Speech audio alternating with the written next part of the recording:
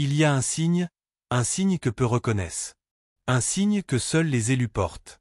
Certains marchent parmi nous sans jamais le voir. Mais toi qui écoutes cette voix, es-tu prêt à ouvrir ton cœur et ton âme? Celui qui est en vous est plus grand que celui qui est dans le monde. 1 Jean 4,4. Ces mots ne sont pas simplement des lettres sur une page. Ce sont une vérité vivante, une flamme qui brûle dans le cœur de ceux qui acceptent de croire. La puissance divine n'est pas mesurable par la force des hommes, par leur accumulé, ou par l'influence que le monde peut offrir.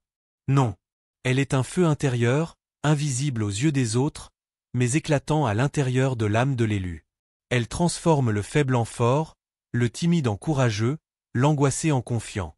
Elle est cette voix qui murmure dans les ténèbres, « Ne crains pas, car je suis avec toi. » Regarde autour de toi. Le monde proclame la puissance à travers le prestige, le pouvoir et la renommée. Mais l'élu, celui qui se laisse façonner par la parole, ne cherche pas l'approbation humaine. Il comprend que la véritable force ne réside pas dans la domination sur autrui, mais dans la maîtrise de soi et l'abandon à Dieu. Saint Augustin nous avertissait, le monde est un théâtre, et beaucoup y jouent leur rôle sans jamais reconnaître le Créateur dans leur cœur. Être élu, c'est être capable de voir au-delà du spectacle, au-delà des illusions, et de reconnaître la vérité qui vit en nous. La puissance qui réside en toi est plus grande que les défis extérieurs, plus grande que la peur, plus grande que les murmures de doute qui envahissent ton esprit. Elle n'est pas bruyante, elle n'écrase pas. Elle est comme un ruisseau souterrain, invisible mais irrésistible, qui sculpte patiemment la roche de ton cœur. Chaque épreuve, chaque douleur, chaque déception devient un instrument par lequel le feu de Dieu te façonne. Et lorsque le monde tente de te faire plier, ce feu intérieur te relève, te redresse, te rappelle, je suis plus grand que tout ce que tu vois. Réfléchis un instant. Combien de fois as-tu douté de toi-même? Combien de fois as-tu cru que la peur, la colère ou le découragement étaient plus forts que toi? Et pourtant, ce que tu portes en toi est infiniment plus grand que toutes ces tempêtes. La parole dit que l'élu ne suit pas la foule, ne se laisse pas égarer par les standards du monde. Il écoute, il médite, il se laisse façonner. Il comprend que chaque décision, chaque pensée, chaque parole peut être un acte de foi. Saint Jean Chrysostome rappelait, la vraie grandeur de l'homme ne réside pas dans ce qu'il possède, mais dans ce qu'il laisse Dieu accomplir en lui. Imagine un instant ce que cela signifie. La grandeur ne vient pas de toi, mais de celui qui vit en toi. La parole devient ton guide, ton miroir, ton armure. Elle transforme le cœur humain fragile en un temple où réside la force divine. Et pourtant, être élu ne signifie pas être exempt de lutte. Non. C'est précisément au milieu des combats, des doutes et des tentations que la grandeur de celui qui est en toi se révèle. Comme le prophète l'a dit, même si je marche dans la vallée de l'ombre de la mort, je ne crains aucun mal, car tu es avec moi. Psaume 23h4, le monde teste, défie, et parfois tente d'éteindre la lumière en toi. Mais l'élu sait que ce feu intérieur ne peut jamais être éteint, car il vient du Créateur lui-même. Pose-toi une question. Quand les voix du monde deviennent plus fortes, quand les tentations semblent irrépressibles, es-tu capable de te rappeler que celui qui est en toi est plus grand que tout cela? Es-tu capable de marcher contre le courant, de tenir ferme dans la vérité, même lorsque tout autour de toi semble s'effondrer? Voilà le signe de l'élu, la confiance inébranlable dans la puissance qui habite en lui, non pas parce qu'il est fort, mais parce que celui qui vit en lui est infiniment plus grand. Chaque fois que tu lis ces paroles, laisse-les descendre profondément dans ton âme. Laisse le feu de Dieu illuminer chaque peur, chaque doute, chaque désir de plaire au monde. Car la puissance divine ne se mesure pas en chiffres, en apparence ou en succès visible. Elle se mesure en foi, en courage, en amour qui persiste même lorsque la vie refuse de céder. Et maintenant, une dernière question pour que ton cœur entende. Es-tu prêt à laisser ce feu brûler en toi, à marcher dans la puissance invisible mais réelle qui dépasse tout ce que le monde peut offrir? Car celui qui est en toi est véritablement plus grand que tout ce qui peut se dresser devant toi. Nos âmes, comme des miroirs ternis par le passage du temps, par les choix que nous croyons insignifiants, par les blessures que nous avons tenté de cacher même à nous-mêmes. Chacun de nous porte des cicatrices invisibles, des doutes que nous taisons, des peurs que nous traversons chaque jour. Et pourtant, dans ce chaos intérieur, il y a une lumière qui peut se révéler, une étincelle qui n'a jamais été éteinte, la foi. La foi véritable ne se mesure pas dans les mots, dans les cérémonies ou dans les gestes spectaculaires. Elle se lit dans le silence de l'âme, dans le courage de regarder nos propres ténèbres et de dire « Je ne suis pas seul ». Elle éclaire le miroir terni de notre existence et révèle ce que seul Dieu peut reconnaître. Le signe de l'élu, celui qui s'abandonne, celui qui choisit la vérité même lorsque la vie pousse à l'oubli, à l'amertume, au repli. Regarde ton propre miroir intérieur. Que vois-tu? Les cicatrices du passé? Les regrets que tu portes comme des chaînes? Les ombres de tes erreurs? Ces reflets ne sont pas des condamnations. Ils sont la matière brute à partir de laquelle Dieu façonne l'âme de l'élu. Chaque doute, chaque peur, chaque chute peut devenir une étincelle qui rallume le feu intérieur. Comme saint Augustin l'a dit, le monde est un livre et ceux qui ne lisent pas ce livre ne connaissent qu'une seule page. Combien d'entre nous restent coincés sur une seule page de notre vie? Combien d'entre nous refusent de tourner les pages que Dieu nous invite à découvrir? La psychologie de l'âme humaine est complexe. Nous cherchons souvent l'approbation extérieure, le confort des autres, ou l'illusion de sécurité dans ce que le monde offre. Et pourtant, ces choses sont éphémères, fragiles et trompeuses. La véritable sécurité réside dans la reconnaissance que notre valeur n'est pas définie par les regards des hommes, mais par la présence de celui qui est plus grand que tout ce que nous pouvons imaginer. La foi, en ce sens, est une lumière intérieure qui balaie la poussière accumulée dans notre miroir, révélant notre véritable identité. Imagine un instant ce miroir. Il est terni, couvert de crasse, marqué par des rayures et des cicatrices. Mais quand la lumière de la foi le touche, tout change. Les imperfections ne disparaissent pas, elles deviennent des marques de la grâce de Dieu. Elles racontent l'histoire de la lutte, de la persévérance et de l'abandon. Le signe des élus n'est pas dans la perfection, mais dans la manière dont nous accueillons cette lumière et laissons notre âme se transformer. Chaque cicatrice, chaque doute, chaque peur devient un professeur. Elle nous enseigne l'humilité, la patience, la persévérance. Elle nous oblige à poser des questions difficiles. Suis-je prêt à regarder mes faiblesses en face? Suis-je prêt à laisser Dieu réécrire mon histoire, page par page, même si cela signifie abandonner mes certitudes?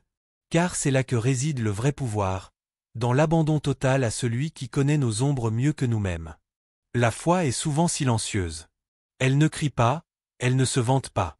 Elle se manifeste dans la constance, dans la fidélité aux petites décisions, dans le choix quotidien de faire ce qui est juste, même lorsque personne ne regarde. C'est dans ces moments que le miroir s'éclaire, que le signe des élus apparaît, invisible aux yeux du monde, mais clair pour Dieu. Et pourtant, combien de fois fermons-nous ce miroir? Combien de fois refusons-nous de nous voir tels que nous sommes, de reconnaître nos blessures et de les offrir à Dieu? La tentation est grande de cacher les fissures, de prétendre que tout est parfait, d'écouter les murmures du doute. Mais la lumière de la foi ne peut pénétrer qu'un miroir que nous acceptons de tenir droit, même s'il est sale, même s'il est fragile. Pense à ce signe que Dieu reconnaît. Il n'est pas dans les titres, les honneurs ou les possessions. Il est dans la capacité de te tenir devant lui avec ton cœur ouvert, avec tes cicatrices visibles, et de dire « Seigneur, je t'appartiens, malgré tout ce que je suis ». C'est dans cette transparence, dans ce courage intérieur, que l'âme de l'élu se révèle. Pose-toi maintenant une question qui traverse l'esprit et l'âme. Es-tu prêt à laisser la foi éclairer ton miroir intérieur? Es-tu prêt à accepter la lumière, même si elle révèle tes failles, tes peurs et tes doutes? Car c'est seulement lorsque ce miroir est éclairé que le signe de l'élu apparaît. Et ce signe, il est invisible aux yeux du monde, mais il brille infiniment aux yeux de Dieu. À travers les siècles, l'histoire nous parle de ceux qui étaient différents. Pas par leur richesse, pas par leur pouvoir politique, pas par les honneurs qu'ils recevaient, mais par une lumière qui brillait d'une intensité que le monde ne pouvait éteindre. Cette lumière, c'était le signe des élus. Elle n'était pas inscrite dans leur titre, ni dans les pierres de leur palais, mais dans les cœurs qu'ils touchaient, dans les vies qu'ils transformaient, dans l'espoir qu'ils faisaient renaître. Saint Jean Chrysostome proclamait « Celui qui est riche dans l'esprit est plus puissant que 1000 rois ». Ces mots ne sont pas un simple éloge de la piété, mais une vérité profonde.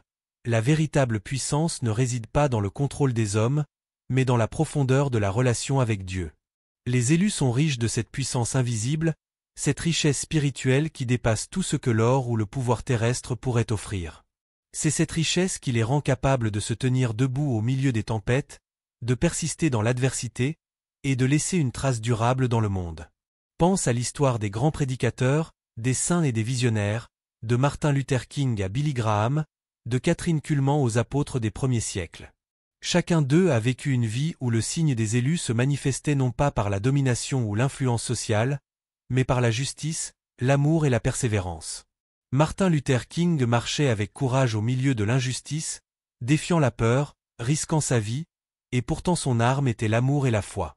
Chaque discours, chaque action, chaque sacrifice témoignait que la grandeur véritable n'est pas mesurée par la force brute, mais par l'impact éternel de l'âme sur le monde. Les élus ont toujours été reconnaissables par leur capacité à refléter la lumière divine autour d'eux. Même dans l'obscurité la plus profonde, même lorsqu'ils étaient incompris, critiqués ou persécutés, cette lumière ne s'éteignait jamais. Elle brillait à travers les actes simples. Un mot de réconfort pour un désespéré, une action juste face à l'injustice, un pardon offert quand personne ne le demandait. Et c'est précisément cette lumière que le monde ne voit pas toujours, mais que Dieu reconnaît pleinement. La psychologie humaine révèle que nous sommes naturellement attirés par ceux qui rayonnent d'une paix intérieure et d'une force invisible. Les élus ne se contentent pas de vivre pour eux-mêmes. Ils vivent comme des phares, guidant ceux qui cherchent, inspirant ceux qui doutent, élevant ceux qui chancellent. Leur lumière n'est pas imposée par la peur ou la contrainte. Elle émane d'une vie centrée sur le divin, d'une âme qui a choisi de refléter l'amour et la vérité de Dieu en toutes circonstances. Saint Jean Chrysostome rappelait que cette puissance spirituelle est supérieure à toute richesse ou autorité humaine. La force d'un élu ne se mesure pas en armée ou en trésor, mais en vie transformée, en cœur apaisé et en justice semée dans l'obscurité. Les grands prédicateurs et figures spirituelles du monde ont compris cette vérité. La victoire n'est pas dans la conquête, mais dans la fidélité, dans la persévérance, et dans la constance à faire le bien, même lorsque le monde semble sourd. Imagine un instant le courage qu'il faut pour être un élu dans un monde qui glorifie la puissance visible et méprise la lumière intérieure. Imagine Martin Luther King marchant sur les routes de Selma, exposé à la violence et à l'injustice, mais guidé par une force invisible plus grande que tous les hommes et toutes les armes. Imagine Billy Graham parlant devant des foules immenses, non pour se glorifier, mais pour transmettre un message d'amour, d'espoir et de rédemption. Imagine ces vies comme des étoiles dans le ciel, chacune portant le signe des élus, chacune illuminant le chemin de ceux qui regardent avec foi.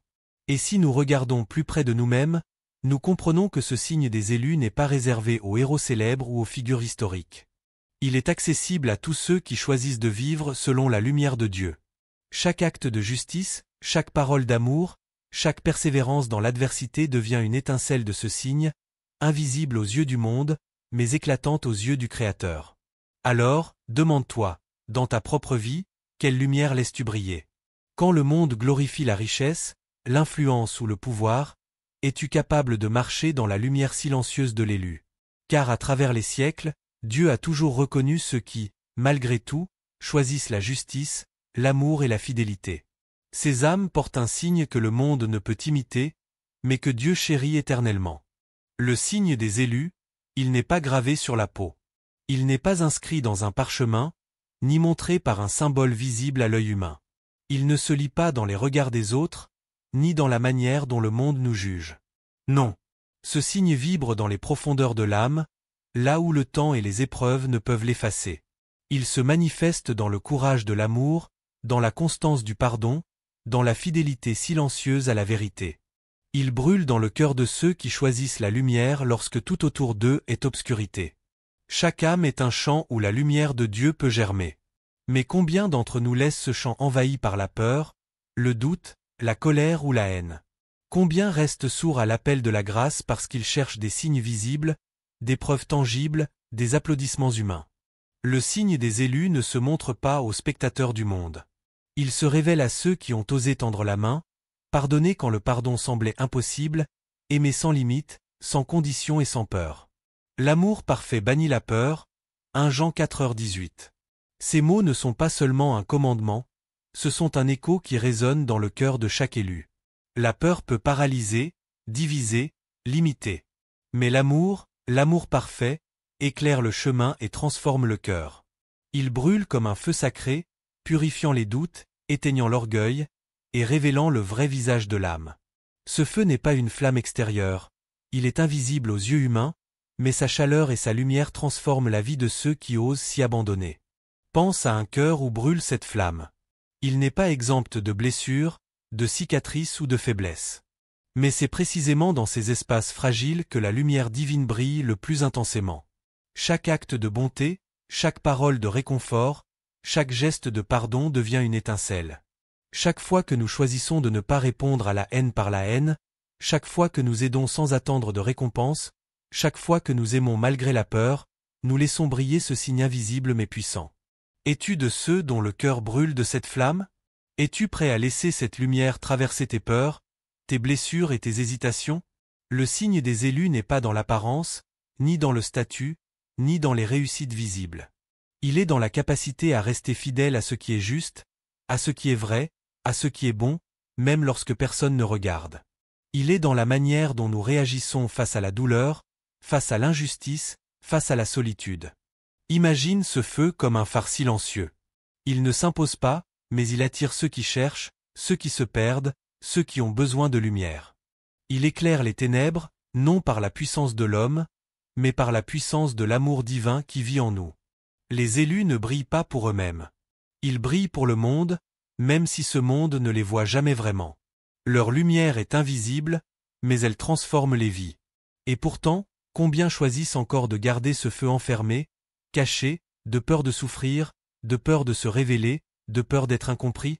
La véritable épreuve de l'élu n'est pas l'opposition du monde, mais la capacité à laisser ce feu brûler, à aimer sans condition, à pardonner quand le cœur voudrait se refermer, à choisir la vérité même si elle est solitaire. Pose-toi cette question maintenant, avec sincérité. Ton cœur brûle-t-il de cette flamme? Ou as-tu laissé les doutes, les blessures et la peur l'éteindre petit à petit? Chaque instant est une opportunité de raviver ce feu, de laisser le signe des élus se révéler à travers tes actions, tes paroles, tes choix. Ce n'est pas un signe que l'on porte pour être admiré, ni pour être reconnu par le monde. C'est un signe que Dieu voit, un signe qui transforme ton âme, et à travers toi, illumine ceux qui t'entourent. Le signe des élus est donc invisible, mais infiniment réel. Il se mesure non par ce que l'on possède, mais par ce que l'on donne. Il se révèle non dans la force ou la renommée, mais dans la profondeur de l'amour, dans la constance du pardon, dans la pureté de la vérité. Il brûle dans le cœur de ceux qui choisissent chaque jour de marcher dans la lumière, de tendre la main, d'aimer sans compter, et de croire que la vraie grandeur est celle qui vient de Dieu seul.